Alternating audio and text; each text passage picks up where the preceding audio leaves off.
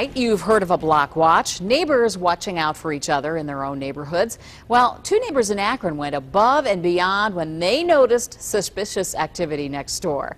News Channel 5's Bob Jones is here now. Bob, what happened next? Well, Lee, ironically, the thief tried to break into the home that is owned by Ken Cook, who happens to be the administrator of the Akron Municipal Court. One thing the crook wasn't counting on: neighbors who had a lot of guts and a lot of heart.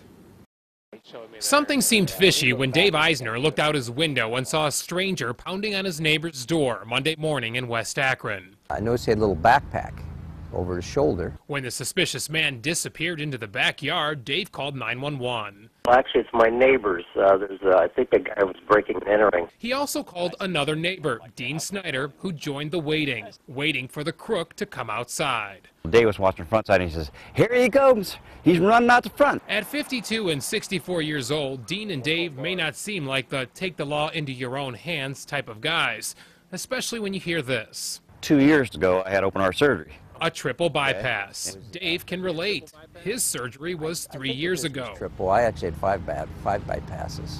I inherited bad arteries from my dad, I guess. But neither man would bypass the chance to catch the thief with his backpack of stolen goods. Oh, he had a bunch of jewelry in there. And so the chase was on, through several front yards and around the corner. The retired carpenter and the former college wrestler and runner full speed ahead, until the suspect, 43-year-old Joseph Marcella, tripped on a pothole. He took his eyes off the road and he hit the road and smacked down, got on the ground. So as he stood up and wailed a bag at me, I turned on this line drive into the ground. Dean tackled him and then I piled on the guy and we just held him down when the police got there. Two men who share the experience of open heart surgery now share a good neighbor's story as well.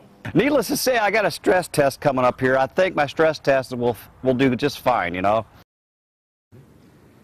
And today, Joseph Marcello's bond was set at $500,000, and the victim in this case, who is also the court administrator, Ken Cook, said he got all of that stolen jewelry back, and tonight he says he's very grateful to have those neighbors, the kind he says everyone should have.